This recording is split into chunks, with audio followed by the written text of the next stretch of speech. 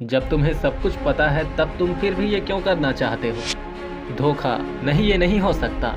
मैं ऐसे नहीं मर सकता। मुझे पता है कि लाइफ और डेथ की सिचुएशन में कैसे रिएक्ट किया जाता है। मुझे मरे हुए काफ़ी लॉन्ग टाइम हो गया है फेंग जियान।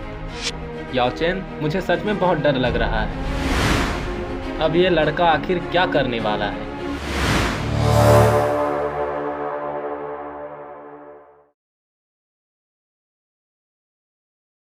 मास्टर की बॉडी रिफाइन करने के लिए साओयान रेडी था, लेकिन एक प्रॉब्लम हो जाती है। और वो प्रॉब्लम ये थी कि जब मास्टर को हॉल ऑफ सोल ने पकड़ लिया था, तब हॉल ऑफ सोल ने मास्टर के सोल से उसके सोल एसेंस को सक कर लिया था। अगर मास्टर की सोल में उनका सोल एसेंस ही नहीं होगा तो वो उसकी कल्टीवेशन को पूरी तरीके से बर्बाद कर देगा। और अगर सोल एसेंस ही नहीं होगा तो मास्टर के फाउंडेशन पर भी असर पड़ सकता था। अगर बिना सोल एसेंस के मास्टर को फिर से रिवाइव भी किया जाता है तो मास्टर जिंदा तो हो जाएंगे, लेकिन वो अपने पीक पर कभी नहीं पहुंच पाएंगे और तो और वो कल्टीवेशन भी नहीं कर पाएंगे।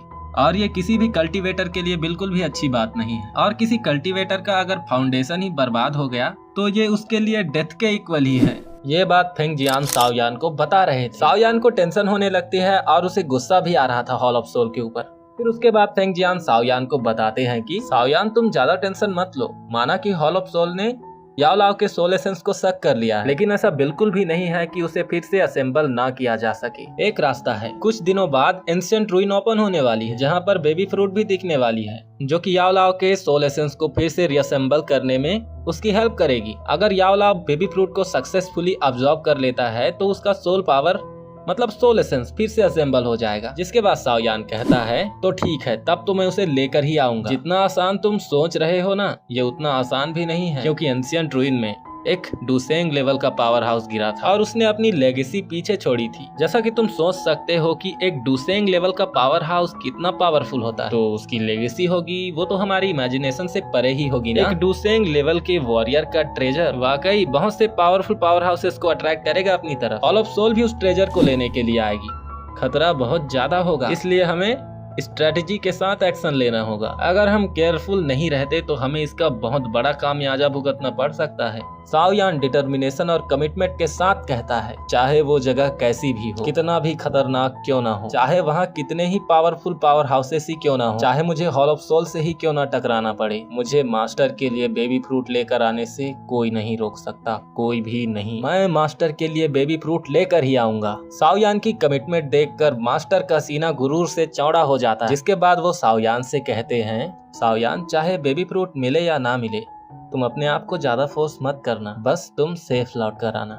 साओयान भी अपना सिर हाँ में हिलाता है। बेबी फ्रूट के इस ऑपरेशन में फेंग जियान किंग लुआन को उसके साथ भेज रहे थे। साओयान के साथ जा रहे थे लिटिल फेरी डॉक्टर, तियानहो, जुनझे, जियान, बियर किंग और king Luann. King Luann Phoenix tribe के बारे में साओयान को बताती है और साओयान को फिनिक्स ट्राइब से थोड़ा केयरफुल रहने के लिए कहती है, क्योंकि पहले फिनिक्स ट्राइब के साथ साओयान का पंगा हो चुका था, तो इस बार भी वो साओयान को परेशान कर सकते थे। लेकिन जियान किंग लुआन को बीच में टोक देती है और कहती है, साओयान, तुम्हें ज्यादा टेंशन लेने की कोई जरूरत नहीं है, उन चिलगोजों को तो मैं देख लूंगी। जिसके बाद किंग लुआन और जियान में थोड़ी सी बहस होती है। साओयान उन दोनों को समझाता है, क्योंकि किंग लुआन को पता नहीं था कि जियान एक ड्रैगन थी जो कि किसी मुर्गी से नहीं डरती। किंग लुआन जियान से बहस इसलिए कर रही थी क्योंकि वो जियान को बस एक पागल बच्ची ही समझती थी। उसे नहीं पता था कि जियान एंशिएंट वॉइड ड्रैगन क्लैन से बिलोंग करती है और तो और जियान ड्रैगन किंग की बेटी है और एंशिएंट वॉइड ड्रैगन क्लैन सभी 20 ट्राइब में से सबसे ज्यादा पावरफुल है।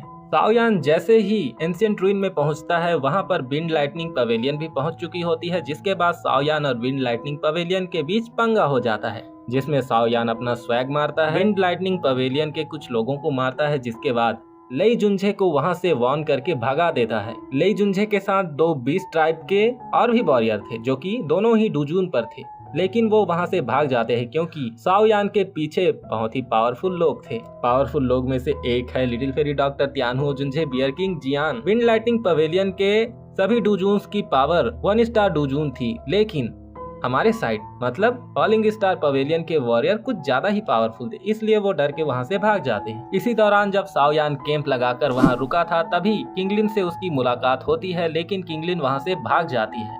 अब वो दिन था जब एंशिएंट रूइन ओपन होने वाली थी। एंशिएंट रूइन जैसे ही ओपन होती है वहाँ के पपेट्स गार्ड एक्टिवेट हो जाते हैं। टोटल 9 पपेट्स थे और उनका लेवल था डूजोंग पीक। लेकिन उन सभी में एक फॉर्मेशन लगी थी। अगर मान लो कि उनका एनिमी पावरफुल निकला तो वो फॉर्मेशन का यूज करके डूजून में ब्रेक थ्रू कर लेते थे। अगर एनिमी स्ट्रॉन्ग है तो 9 पपेट्स में से एक की पावर डूजून पर बढ़ जाती थी, जिससे उस पपेट को हरा पाना किसी भी एनिमी के लिए मुश्किल हो जाता था। साओयान उन सभी पपेट्स को कंट्रोल कर लेता है, लेकिन जब साओयान उन पपेट को कंट्रोल कर रहा होता है तभी फेंग किंगर का बॉयफ्रेंड साओयान को इंटरप्ट करने के लिए जा रहा था ताकि वो पपेट्स को कंट्रोल ना कर पाए। जैसे ही वो अटैक कर पाता, एक हाथ उसे बीच में ही रोक देती है और उसके बदले में एक काउंटर अटैक उसके ऊपर ही कर देती है। एक ही अटैक में उसके हालात खराब हो जाते हैं। इससे हमें ये साफ पता चलता है कि डीमोजी आखिर कितना पावरफुल था बताइए। और जिसने अटैक किया था वो और कोई नहीं बल्कि साओयान का सबसे पावरफुल बॉडीगार्ड और मेरा favourite the one and only डीमोजी, मतलब अर्थ डिमन पपेट था। जिसके बाद तो डीमोजी फेंग किंगर के बॉयफ्रेंड का मार मार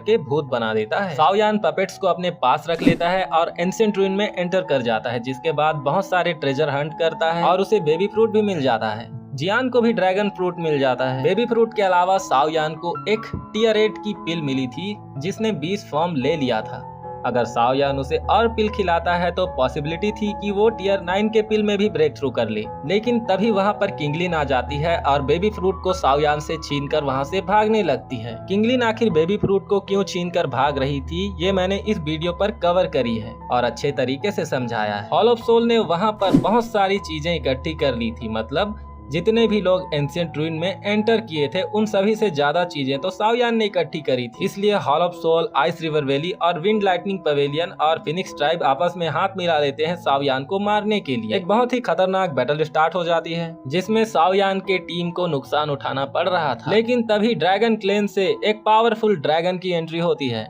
वो ड्रैगन साओयान के सारे एनिमीज की छुट्टी कर देता है और साओयान और उसकी टीम को वहां से टेलीपोर्ट करके ले जाता है। साओयान को मिल चुका था बेबी फ्रूट, इसलिए वो फॉलिंग स्टार पवेलियन के लिए रवाना हो जाता है। लेकिन जियान को वो ड्रैगन क्लेन का ड्रैगन ले जाता है। क्यों ले जाता है कमेंट करके जरूर बताना। साओयान की टीम से अब जियान तो चली गई थी, लेकिन उसकी जगह पर अब आ गई थी किंगलिन। बियर किंग भी जियान के साथ ही चला गया था। सभी फॉलिंग स्टार पवेलियन लौट आते हैं सक्सेसफुली। वीडियो में आगे बढ़ूं उससे पहले आप सभी के लिए एक बहुत ही इंटरेस्टिंग क्वेश्चन है, देखते हैं कौन इसका आंसर कर पाता है। साओयान, लिटिल फेरी डॉक्टर, तियानहो, जुनजे और किंगलिन, इन सभी का पावर लेवल क्या था स्टार्स में बताना ना। साओयान मास्टर को बेबी फ्रूट सौंप देता है, जिसके बाद मास्टर बेबी फ्रूट को लेकर पीछे हट जाते हैं उसे ऑब्जॉर्व करने के लिए। कुछ दिनों बाद ही मास्टर बेबी फ्रूट को ऑब्जॉर्व करने में कामयाब हो जाते हैं। उसके बाद होता ये है कि मास्टर का सोल एसेंस तो असेंबल हो ही जाता है, लेकिन उनके सोल पावर में भी इंक्रीमेंट हुई थी। जिसके बाद फेंग जियान अपने स्पेस स्टोरेज रिंग से एक बॉडी निकालते हैं और साओयान को दे देते हैं।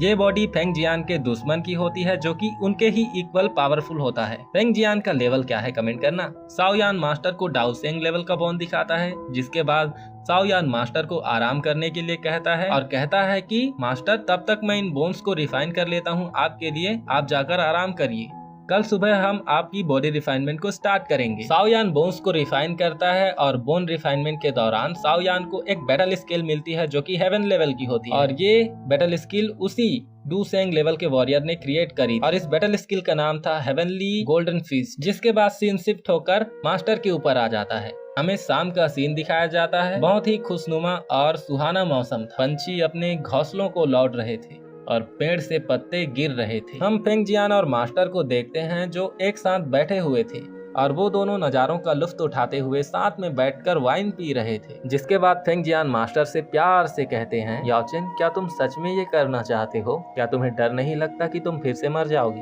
क्या तुम फिर से मरना चाहते हो ताकि तुम फिर से जिंदा हो सको? चाहे इसके लिए हमारे पास वो सारे इंग्रेडिएंट्स ही क्यों ना हो। हम दोनों ये अच्छी तरह से जानते हैं कि ये काम आसानी से नहीं होगा और अगर तुम अपनी बॉडी क्रिएट करने में अनसक्सेसफुल हो जाते हो तो तुम्हारी सोल पूरी तरीके से सेटल हो जाएगी और उसे फिर से असेंबल नहीं किया जा सकता। मेरे दोस्त, मुझे सचमुच बहुत डर लग रहा है। डर इस बात का कि मैं तुम्हें फिर से नहीं देख पाऊंगा। इसमें कोई दो राय नहीं कि तुम्हारी सोल पावर स्ट्रॉन्ग और अनबिलीवेबल है। इस कॉन्टिनेंट में किसी के पास भी तुम्हारी जैसे सोल पावर नहीं है, मैं ये अच्छे से जानता हूँ। लेकिन अगर कोई डूजून लेवल का वॉरियर भी ये ट्राई करता है तो ये पॉसिबल नहीं हो सकता। तुम्हारी सेफ्टी और तुम्हारे प्रेजेंट टाइम की सिचुएशन को देखते हुए शायद हो सकता है कि ये पॉसिबल हो।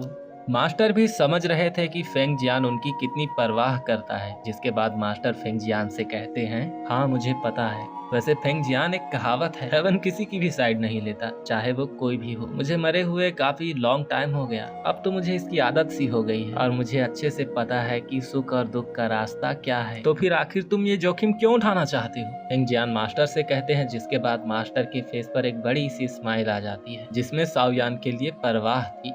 उसके बाद मास्टर कहते हैं, मैं ये सब उस बदमाश लड़के के लिए करना चाहता हूँ। फेंग जियान जब मास्टर की बात सुनते हैं तब वो हैरान रह जाते हैं, जिसके बाद मास्टर सीरियस होते हुए फेंग जियान को बताते हैं, मैंने देखा है इन सालों जब मैं उसके साथ नहीं था, उसने अपनी जर्नी के दौरान काफी सुधार किया अपनी पास में, ताकि वो मेरे लिए इंग्रेडिएंट्स कलेक्ट कर सके। और उसने इंग्रेडिएंट्स कलेक्ट करते करते न जाने कितने लाइफ और डेथ की सिचुएशन को फेस किया। उसने अपने मास्टर के लिए, मुझे बचाने के लिए अपनी जान तक की परवाह नहीं, सिर्फ मुझे बचाने के लिए। फेंग जियान चाहे जो भी हो, मैं उसके एफर्ट्स को वेस्ट नहीं होने दे सकता, चाहे इसके लिए मुझे अपनी जान तक की कुर्बानी ही क्यों ना देनी पड़े, मैं करूँगा। देखो फेंग जियान, मेरे हाथों में वाइन है, हालांकि ये शराब है, लेकिन ये मेरे लिए पानी से ज्यादा कुछ नहीं। अब मुझे ये तक नहीं पता कि इसका स्मेल और इसकी टेस्ट क्या है, और अगर मैं कामयाब हो जाता हूँ तो मैं इसे फिर से चख सकता हूँ, अपने दोस्तों के गले लग सकूंगा और अच्छा खाना खा सकूंगा,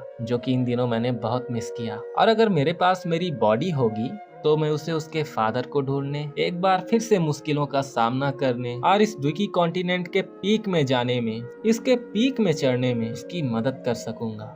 भले ही हालात कितने भी अच्छे और बेहतर क्यों ना हो, लेकिन जिंदगी जीने का असली मजा तो बुरे हालातों से गुजर कर ही आता है। और ऐसे ही रात बीत जाती है। जैसा कि मैंने पहले बताया कि साओयान ने उन बोन्स को रिफाइन कर लिया था, जिसके साथ ही उसे एक हेवन लेवल का बैटल स्किल मिला था, जो कि होता है ग्रेट हेवनली फीस्ट। आगे चलकर ये साओयान का पावरफुल ट्रम्प कार्ड बनने वाला था। सुबह भी हो जाती है, साओयान बॉडी रिफाइनमेंट प्रोसेस को स्टार्ट कर देता है। बॉडी रिफाइनमेंट स्टार्ट करने से पहले मास्टर साओयान से कहते हैं, हो सकता है हमारे पास सारे इंग्रेडिएंट्स हैं, लेकिन एक चीज की कमी है। जिसके बाद साओयान अपने स्पेस स्टोरेज रिंग से एक पिल निकालता है, जो कि होता है बॉडी फॉर्मिंग पिल, जो कि बना था टियर 7 के स्कॉर्पियन फिनिक्स बीस्ट के ब्लड से। इसके लिए ही साओयान ने लिया था फिनिक्स ट्राइब से पंगा। जिसके बाद साओयान ये पिल मास्टर को दे देता है और उन्हें स्वेलो करने के लिए कहता है। मास्टर भी पिल को स्वेलो करते हैं, जिसके बाद उन्हें कुछ दर्द महसूस होता है, कुछ पेन महसूस होता है, जिसके बाद उनकी सोल बॉडी के अंदर चली जाती है और बॉडी रिफाइनमेंट प्रोसेस स्टार्ट हो जाती है। साओयान ने मास्टर को बॉडी के अंदर तो डाल दिया है, लेकिन अब क्या मास्टर बॉडी को कंट्रोल कर पाएंगे, ये मास्टर के ऊपर डिपेंड करता था। आप सभी को क्या लगता है, क्या मास्टर बॉडी को कंट्रोल कर पाएंगे? जानने के लिए कमेंट सेक्शन खुला है, जाइए और कमेंट कीजिए।